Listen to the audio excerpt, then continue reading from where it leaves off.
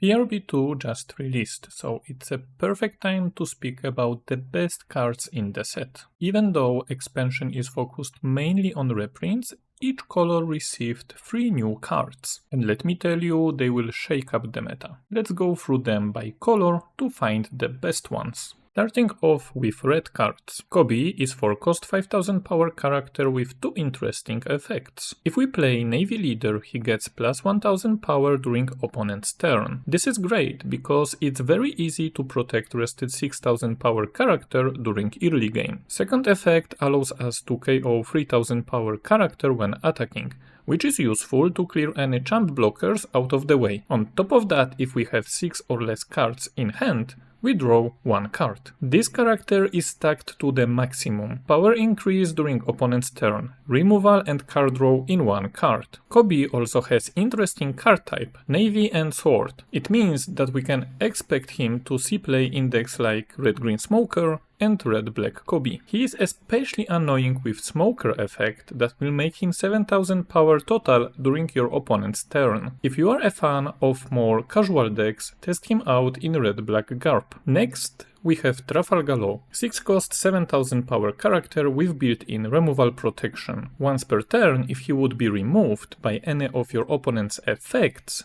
you can just minus 2000 power him instead. It makes him very sticky as you can prevent any form of removal including bottom deck and bounce effects. Second effect is when attacking you can reduce one of your opponent's character's power by 2000. Due to that we can easily trade into any rested characters, but it also opens a lot of removal combinations because red removal identity is based on character's power. He also pairs nicely with Kobe character that we just saw. If you go second, you can play Kobe on turn 2 and follow up with Law on turn 3. This way you just assemble the team that can KO any 5000 power character. Crazy collaboration between pirates and marines. Law is quite a generic red card, but due to Punk Hazard type he will be a great addition to the Red-Green Smoker deck. Lastly, we have Lucky Roo, 4 cost 2000 power blocker with interesting on-play effect. If we trash 6000 power or more character card from our hand, we can draw 2 cards. At first, this character card is underwhelming.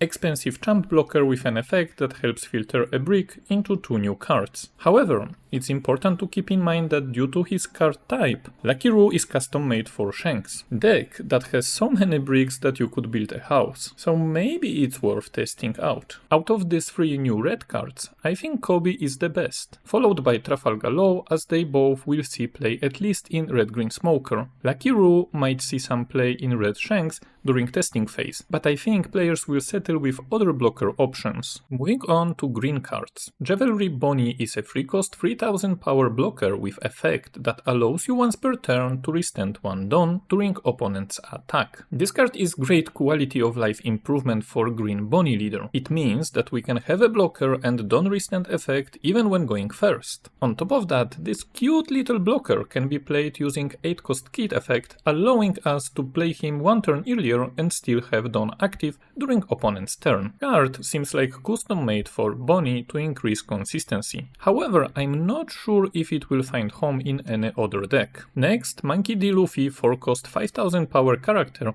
with interesting opponent's Dawn interaction. On play, if we play multicolored leader and our opponent has 7 or less Dawn, they need to rest a Dawn at the start of their main phase. It's great to see such Dawn disruption being printed. It reminds me how annoying Magellan was back in the day. Great addition to any multicolor Supernova or Straw Hat decks. In a standard Dawn progression we have 2 windows to play this card in the early and mid game for effect to activate. If timed correctly, we can completely shut down opponent's curve. The only limitation here is that we need to play multicolor leader. The obvious answer is that it's a great buff for green-purple Luffy, providing us with a strong going second game plan. Lastly, we have Zoro, 4 cost 4000 power 2k counter blocker with very interesting effect. During opponent's turn, if they try to rest Zoro, we can rest one of our other characters. It means we have a blocker that is untouchable by cards like 5 cost Tashigi in recently popular Green Zoro deck. Again,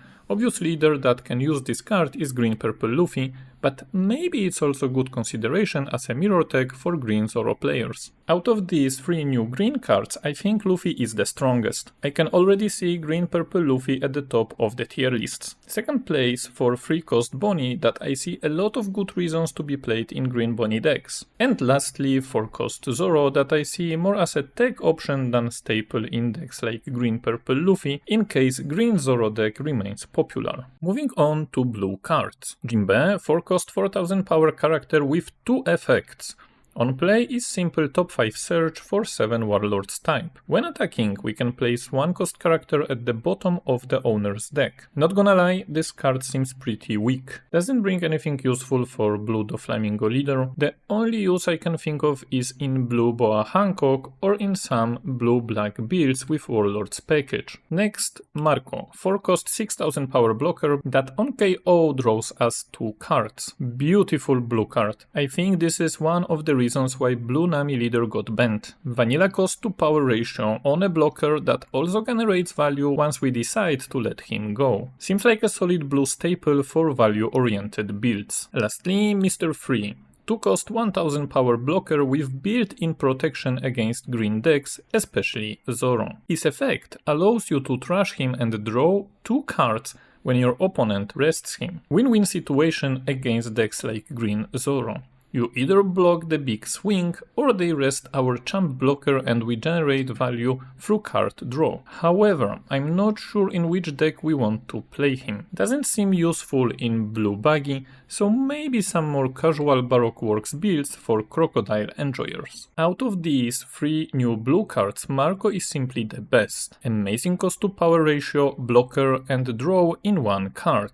Jinbe and Mr. Free seems to be printed for more niche and casual decks. Moving on to purple cards. Pudding, 7 cost 5000 power character with interesting draw and character cheating effect. On play, if we return 2 Dawn and our opponent has 6 or more Dawn, draw 2 cards. Then we can play 1 Big Mom Pirates character with 6000 to 8000 power. What a powerhouse this card is. On 7 Dawn we develop a 5000 power body that draws us 2 cards and potentially develop 8000 power character. Obviously, main target here is 8 cost purple blocker Katakuri. Playing him 1 turn early can easily swing the game in our favor. However, I think there are also some other interesting choices with Big Mom Pirate stack. I can see this card raising power of purple Katakuri leader into competitive levels, but we should also pay attention for a potential comeback of purple yellow pudding leader. Next, Doflamingo 5 cost 6000 power blocker. On play, if your leader is multicolored, we can ramp 1 rested Dawn. 6000 power blockers are always good and ramp effect is a cherry on top.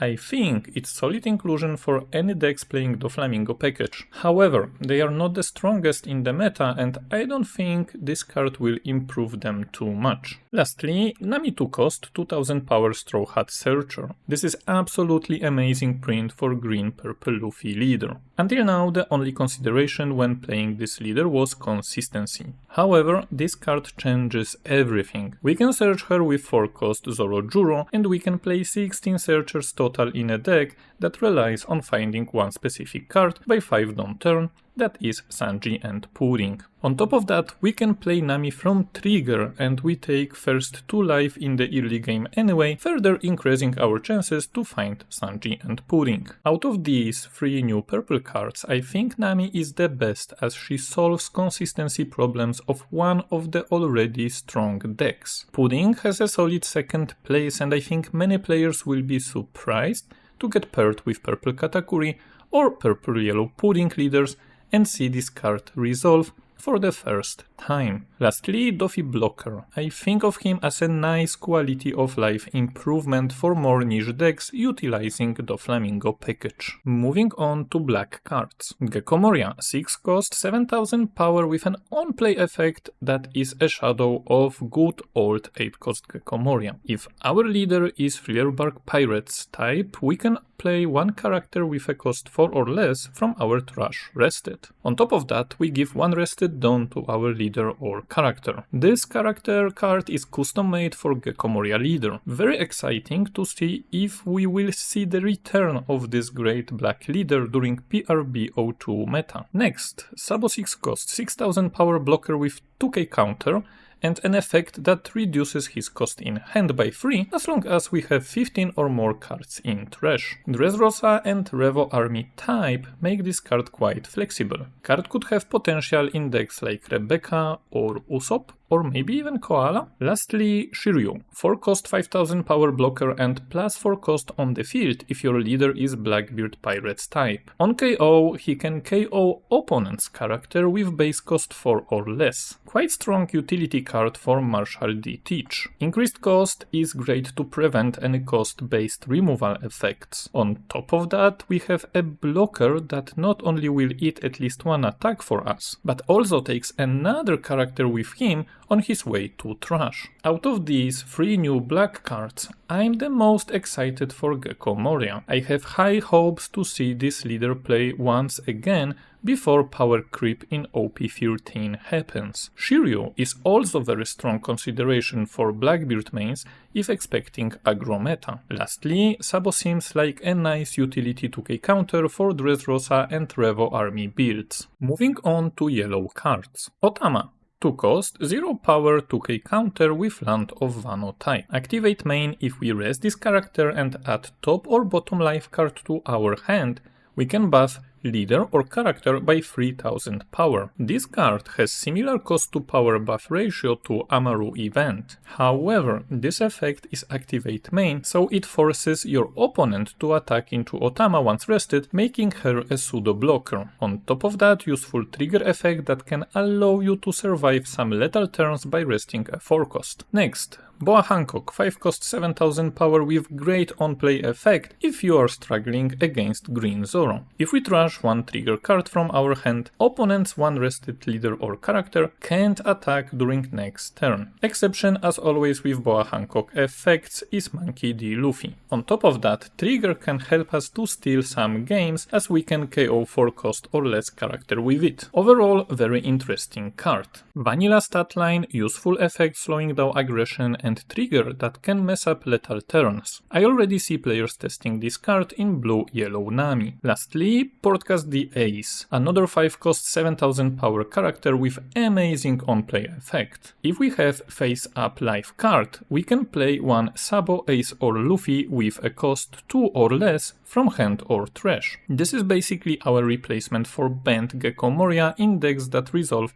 around ASL baby character transformations. Main examples are black-yellow Luffy and blue-yellow Ace leaders. Card is great as it allows us to develop 7000 power body and recycle baby characters from trash for free transformation. Is it going to be enough to revive black-yellow Luffy in PRB02 meta? Out of these 3 new yellow cards, I think Ace is the most exciting, because it's a promise that black-yellow Luffy might be back even if only for 1 month. Second place for Boa Hancock that has great stat line and help us to slow down aggression of your opponent. Lastly, Otama, weaker Amaru that is utility 2k counter and pseudo blocker in 1 card. In conclusion, despite printing only 18 new cards, I expect PRB02 set to shake up the 1 month meta before OP13 release. A lot of great prints that will skyrocket leaders like green-purple Luffy or red-green Smoker in tier lists. But I also think we will see some surprises in the meta like purple Katakuri and purple-yellow Pudding, catching players off guard. Lastly, I expect revival of 2 great decks, black-yellow Luffy and black Gecko Moria into the competitive field. But more about it in my next video that will be PRB02 meta prediction. That's it for today. See you in the next video. Bye bye.